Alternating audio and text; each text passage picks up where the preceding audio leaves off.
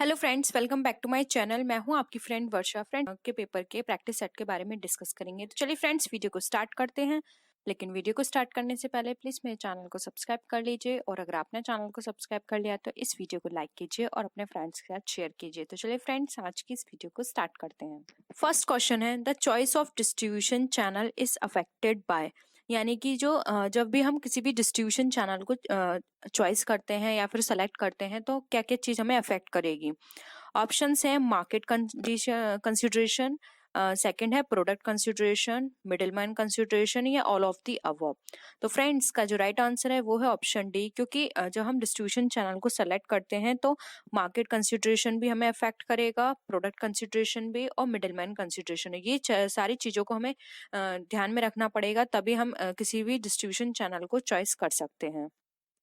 Next question है, who is the custodian of monetary reserves in India, यानी कि monetary reserves of India में India के अंदर कस्टोडियन कौन होगा। एसबीआई होगा, सिडबी होगा, नाबार्ड होगा, या फिर आरबीआई होगा। फ्रेंड्स, बहुत ही सिंपल क्वेश्चन है। इसका आंसर है डी, आरबीआई कस्टोडियन होगा मॉनेटरी रिजर्व्स का। नेक्स्ट क्वेश्चन है, who is the fiscal agent and advisor to government in monetary and fiscal matters in India, यानी इंडिया के अंदर गवर्नमेंट का जो फिस्कल एजेंट और एडवाइजर होगा मॉनेटरी या फाइनेंशियल मैटर्स को लेके, वो कौन होगा। एसबीआई, इडबी, आईसीआईसीआई, या फिर आरबीआई। तो फ्रेंड्स, अगेन इसका बहुत ही सिंपल आंसर है जो कि है डी, आरबीआई इसका एडवाइजर और फाइनेंशियल एजेंट होगा। नेक्स्ट क्वेश्चन पे मूव करते हैं। During the depression it is advisable to, यानी कि डिप्रेशन के टाइम पे क्या एडवाइजेबल होगा। फर्स्ट है lower bank rate and purchase securities in the market, या फिर increase bank rate and purchase securities in open market. Third option है decrease bank rate and sell securities in open market, या फिर fourth option है increase bank rate and sell securities in open market. तो friends, इसका जो right answer है वो है ऑप्शन ए, डिप्रेशन के टाइम में लोअर बैंक रेट और परचेज सिक्योरिटीज मार्केट में ही हमारे लिए एडवाइजेबल होगा, क्योंकि जब तक वो बैंक की जो रेट है वो लोअर नहीं होंगे तो कोई भी पर्सन उसका यूटिलाइजेशन नहीं कर पाएगा जिस भी पर्पस के लिए वो है। नेक्स्ट क्वेश्चन पे मूव करते हैं। Nationalisation of banks aimed at all of the following except, यानी कि जो बैंक का जो नेशनलाइजेशन होता है उसका क्या पर्पस होता है। एक्सेप्ट यानी कि आपको ऐसा फंक्शन बताना है या ऐसा ऑब्जेक्ट बताना है जो उसका काम नहीं है। ऑप्शन है removal of control by a pupil, या फिर provision of control by a few. Third है provision of adequate credit for agriculture, small industry and export unit, या फिर fourth encouragement of new class of entrepreneur. तो friends, का जो right answer है वो है ऑप्शन बी, कि जो भी फ्यू हैंड्स के अंदर जो कंट्रोल है उसको रिमूव करना, ये इसका फंक्शन नहीं है। ठीक है। नेक्स्ट है the portion of total deposit of a consumer. Friends, यहाँ पे कंज्यूमर हटा लीजिएगा। The portion of total deposits of a commercial bank which it has to keep with RBI in the form of cash reserve is termed as, यानी कि जो भी total deposit का जो पोर्शन है कॉमर्शियल बैंक में रखा जाता है आरबीआई के पास, कॉमर्शियल बैंक का कैश रिजर्व के फॉर्म में, उसको क्या कहा जाता है। सीआरआर, एसएलआर, बैंक रेट, या रेपो रेट। तो फ्रेंड्स, उसको कहा जाता है सीआरआर, जिसकी फुल फॉर्म होती है cash reserve ratio. Next question है, the emphasis of human resource management is, यानी ह्यूमन रिसोर्स मैनेजमेंट किसका एम्फेसिस है। डेवलपमेंट पे एम्फेसिस होता है, पनिशमेंट पे, प्रमोशन पे, या फिर डिमोशन पे। तो फ्रेंड्स, ह्यूमन रिसोर्स मैनेजमेंट का जो एम्फेसिस होता है वो होता है डेवलपमेंट पे। नेक्स्ट है, नेक्स्ट क्वेश्चन है, the purpose of job evaluation is, यानी कि जॉब एवेल्यूशन का पर्पस क्या है। ट्रेनिंग, प्रमोशन, वेज फिक्सेशन, या फिर ट्रांसफर। तो फ्रेंड्स, जॉब एवेल्यूशन का जो पर्पस होता है वो हम यहाँ पर अगर हम ऑप्शंस की बात करें तो इन ऑप्शंस के अकॉर्डिंग बेस फिक्सेशन इसका पर्पस होगा। वैसे जॉब एवेल्यूशन का पर्पस होता है जो भी पर्सन है उसकी पूरी जॉब को इवेल्युएट करना, कितना काम कर रहा है, जो स्टैंडर्ड उसको दिए गए थे उस स्टैंडर्ड के अकॉर्डिंग कितनी उसकी परफॉर्मेंस आ रही है, ये सारा इवेल्युएशन इसके अंदर आता है। नेक्स्ट है इंडक्शन मीन्स, इंडक्शन का क्या मतलब होता है। Training, orientation, introducing the employ, या फिर सर्टिफिकेशन। तो फ्रेंड्स, इसका जो राइट आंसर है, इंडक्शन का मतलब होता है ट्रेनिंग प्रोवाइड करना। नेक्स्ट क्वेश्चन है लेबर प्रोडक्टिविटी मीन्स, यानी कि लेबर प्रोडक्टिविटी का क्या मतलब है। Output is greater than input, या फिर output is less than input, या फिर output is equal to input, या फिर आउटपुट इज नेगेटिव। तो फ्रेंड्स लेबर प्रोडक्टिविटी का मतलब यहाँ पर ये है output is equal to input, यानी कि जितना इनपुट दिया गया उतना आउटपुट निकल कर आई, यही लेबर प्रोडक्टिविटी का मतलब है। नेक्स्ट क्वेश्चन है which of the following relates to performance appraisal, यानी परफॉर्मेंस अप्रेजल से रिलेटेड क्या है। टास्क मेथड है, प्राइस मेथड है, एमबीओ है, या फिर लिंक मेथड है। तो फ्रेंड्स परफॉर्मेंस यहाँ पे अप्रेजल की हम बात करें तो यहाँ पर जो एमबीओ है वो इससे रिलेटेड है। नेक्स्ट क्वेश्चन पे मूव करते हैं। कैपिटल स्ट्रक्चर रिप्रेजेंट्स, यानी कैपिटल स्ट्रक्चर जो होता है वो क्या रिप्रेजेंट करता है। ऑप्शंस हैं ratio between different forms of capital, all liabilities, all assets, या फिर असेट्स एंड लाइबिलिटीज। तो फ्रेंड्स कैपिटल स्ट्रक्चर का मतलब होता है जो भी डिफरेंट फॉर्म्स ऑफ कैपिटल है उनमें रेशियो बताना है। दो तरह की फ्रेंड्स कैपिटल स्ट्रक्चर में दो तरह की कैपिटल रखी जाती है, एक होती है इक्विटी बेस्ड, एक होती है डेट बेस्ड। ठीक है, तो इन दोनों का जो प्रोपोर्शन होता है या हम रेशियो बोल सकते हैं वो हमेशा चेंज होता रहता है। अगर ये 50-50 भी हो सकते हैं और ये 20-80 भी हो सकते हैं, 80-20 भी हो सकते हैं, ये डिपेंड करता है कंपनी पर। नेक्स्ट है the item closing inventory is shown in the balance sheet under, यानी कि जो क्लोजिंग इन्वेंट्री है वो बैलेंस शीट में कहाँ शो की जाती है। ऑप्शंस हैं fix assets, current asset, current liabilities, या फिर मिससेलेनियस एक्सपेंडिचर। तो फ्रेंड्स का जो राइट आंसर है वो है ऑप्शन बी, जो कि है करंट असेट्स। करंट असेट्स में शो की जाती है। नेक्स्ट है ट्रेडिंग ऑन इक्विटी मीन्स, यानी कि जो ट्रेडिंग ऑन इक्विटी होता है उसका क्या मतलब है। Trading on arrears fund, trading on borrowed fund, trading on family funds, या फिर trading on friends fund.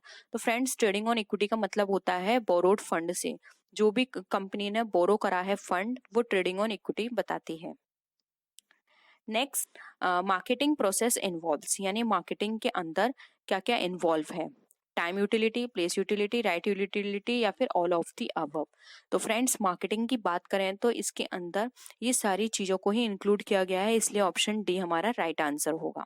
What is the basic concept of cost concept. अब बेसिक कॉन्सेप्ट क्या है कॉस्ट कॉन्सेप्ट का, आपको ये बताना है। अगर आपने कॉस्ट का मीनिंग पता है आपको, अगर आपको इसका फीचर्स पता है तो आप इसको थ्रू भी बता सकते हैं।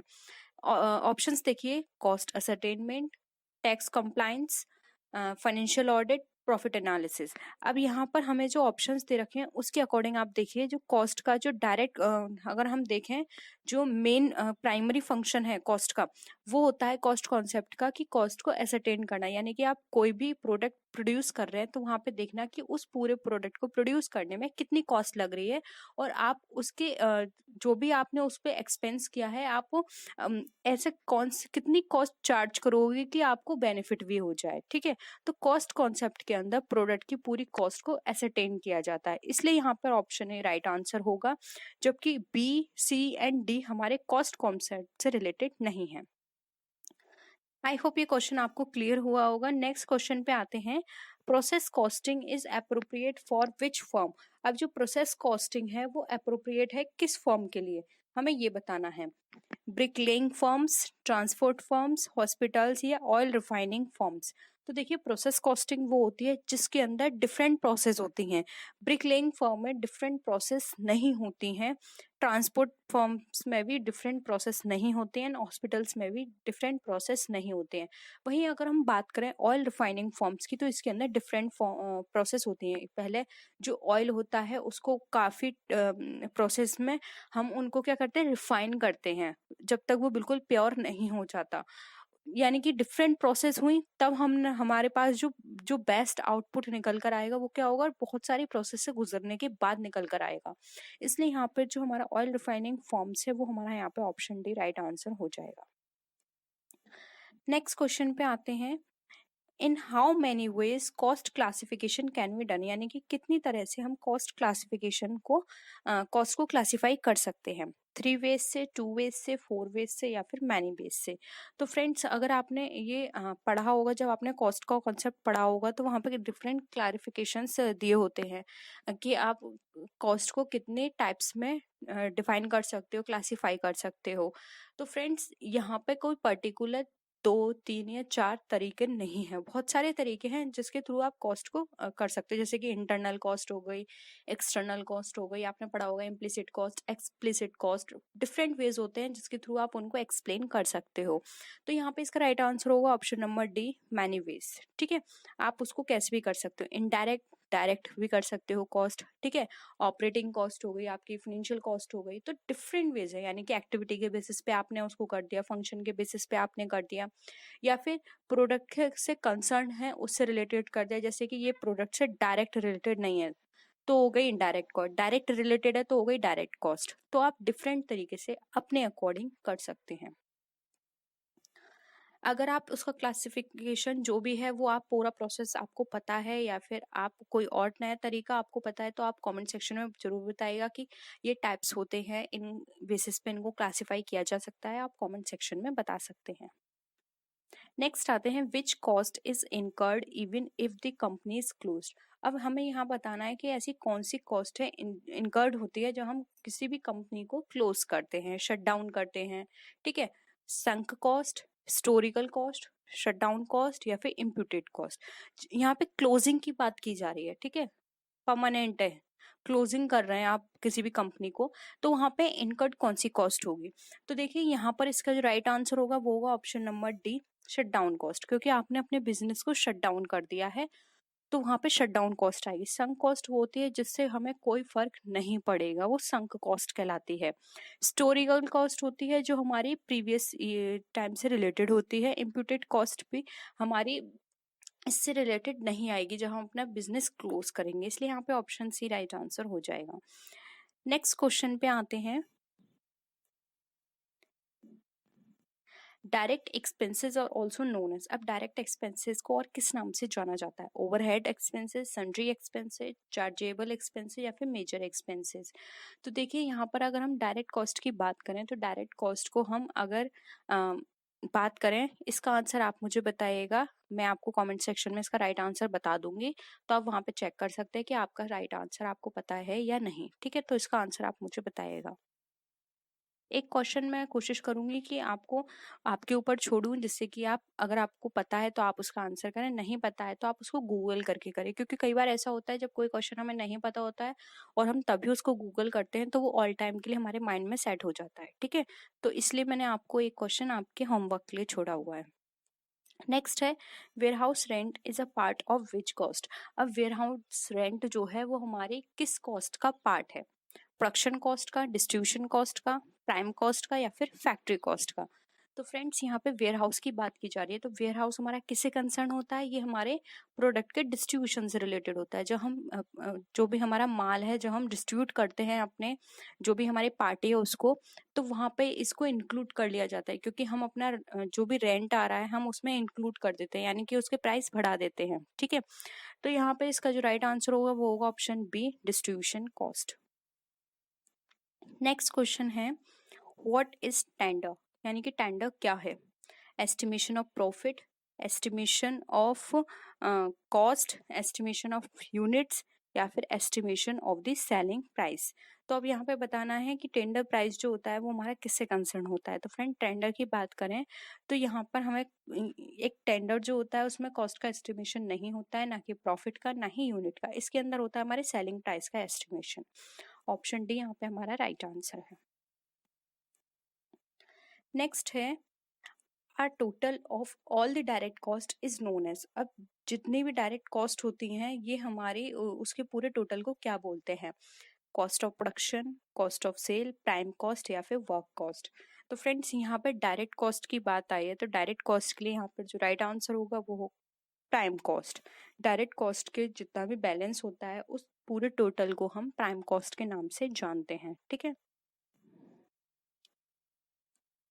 नेक्स्ट है, what item is not included in cost accounting. अब इसमें से कौन सा आइटम हमारा कॉस्ट अकाउंटिंग में इंक्लूड नहीं किया जाता है, product costing, profit sharing, planning, controlling. तो फ्रेंड्स यहाँ पे कॉस्ट अकाउंटिंग की बात की जा रही है, तो कॉस्ट अकाउंटिंग में आप यहाँ पर देखिए हम क्या चीज़ को इंक्लूड नहीं करते हैं। तो देखिए प्रोडक्ट कॉस्टिंग कॉस्ट अकाउंटिंग से कंसर्न है, कॉस्टिंग की बात कर रही है। प्लानिंग और कंट्रोलिंग ये हमारी अकाउंटिंग की कोई भी हमारी ब्रांच हो सब में काम आएगा, ठीक है।